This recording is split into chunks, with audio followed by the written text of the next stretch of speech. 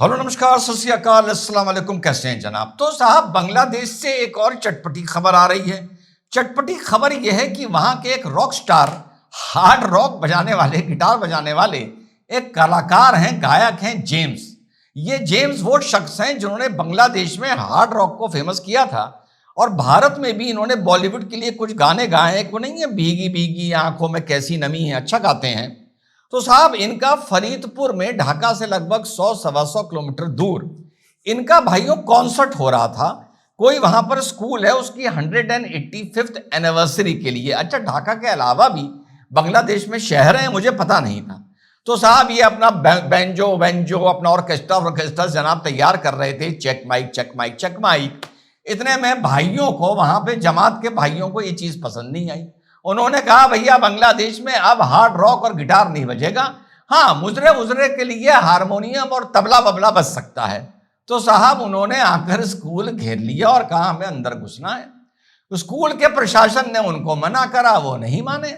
उन्होंने बाहर से भाइयों पथराव शुरू कर दिया, जिसमें 25-30 छात्र और उनके अभिभावक घायल हो गए। इतने में कुछ लोगों ने स्कूल का दरवाजा तोड़ के अंदर घुस गए। तो मिस्टर जेम्स अपना गिटार लेकर चक माइक करते हुए स्टेज से भाग गए और वहां पर भैया कुर्सियां चलनी और ईंटें गुम्मे चलने वहां पर शुरू हुए। लेकिन पुरानी पीढ़ी से नई पीढ़ी लड़ रही है, या यूं कहें जवान पीढ़ी से टीनेजर जुवेनाइल पीढ़ी लड़ रही है। वहां पर जुवेनाइल यानी जो 12वीं क्लास से नीचे के छात्र थे, उन्होंने भी मोर्चा थाम लिया और जो पत्थर उन पर चले थे वो लोगों ने वापस चलाने शुरू कर दिए। और दूसरे पक्ष को, जो जमायत के पक्ष को, युवा पक्ष को, उन्होंने जो वहां से खदेड़ के भगा दिया। लेकिन उसके बाद फरीदपुर के कमिश्नर साहब ने इस जो आयोजन था इसमें जेम्स के गाने को मना कर दिया, यानी जेम्स का जो शो था वो कॉल ऑफ कर दिया गया। अब इससे पहले मैं आपको बताऊं, वो चीज रिपोर्टिंग में मिस हो गई थी, आप लोग जो अवेयर हैं उन्होंने देखी होगी। एक ढाका में मधुर कैंटीन हुआ करती है।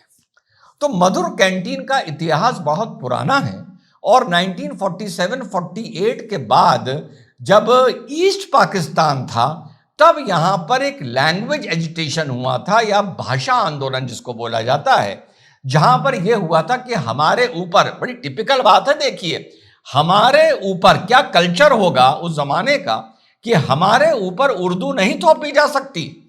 उर्दू हमारी भाषा नहीं है और क्योंकि उर्दू हमारी भाषा नहीं है, हम जो भी बात होगी वो सिर्फ बंगला में होगी। इवन जो हम कुरान शरीफ के तर्जुमे पढ़ेंगे वो बंगला में पढ़ेंगे, हम अरबी में नहीं पढ़ेंगे। ये वो दौर है ईस्ट पाकिस्तान का। फिर ये सिलसिला चलता है और 71 आते आते ये सिलसिला इतना बढ़ जाता है।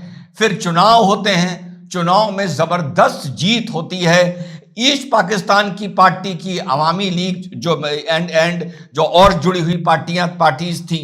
और ये पहली बार ऐसा हुआ था कि ईस्ट पाकिस्तान और वेस्ट पाकिस्तान में जो मेजॉरिटी पॉपुलेशन थी या पार्लियामेंट की जो मेजॉरिटी सीट्स थी वो ईस्ट पाकिस्तान की तरफ थी, लेकिन मेन पाकिस्तान वेस्ट पाकिस्तान कहलाता था।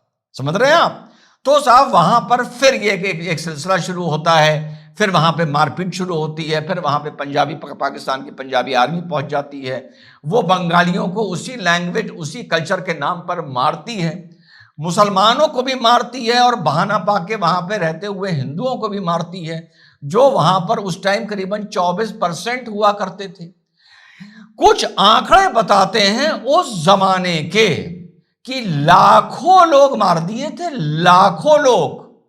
मतलब 1-2 लाख नहीं, कुछ आंकड़े तो 10 लाख के ऊपर का डेटा देते हैं।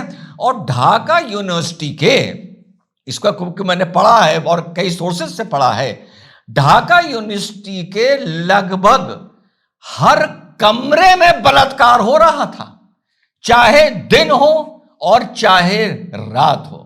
तो वो जो ये मधुर कैंटीन जो है, इसका एक बड़ा ऐतिहासिक महत्व है। और जो मुक्ति आंदोलन बांग्लादेश का होता है, ईस्ट पाकिस्तान का होता है, फिर जो बांग्लादेश बनता है, सारे नेता और छात्र इसी मधुर कैंटीन में बैठा करते थे। वहां पे हमारे भाई लोग जमात वाले पहुंच गए और वहां पर कुर्सियां तोड़ और ये तोड़, और इनकी जब आप बॉडी लैंग्वेज देखेंगे आपको पता चल जाएगा ये हाई हैं, वो वाले हाई। और अभी जो देखिए एक दूसरा आदमी भी मारा गया है बांग्लादेश में, जो दूसरा छात्र मारा गया था मुतालिब, राइट, उसका भी ये खबर आ रही थी, ये महिला और इसके कम फ्लैट में से ड्रग्स मिली और पता नहीं कौन कौन सी चीजें मिली।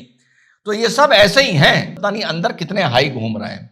तो इनकी हरकतें आपको बता रही हैं। तो ये भी बड़ा महत्व है, क्योंकि इस कैंटीन की पहचान उस आंदोलन से जुड़ी थी जो शेख मुजीबुर रहमान ने शुरू किया था, और उसके बाद सब आपको सिलसिला पता है, कैसे उनकी मूर्तियां तोड़ी गई वगैरह वगैरह, क्या क्या वहां पर हुआ।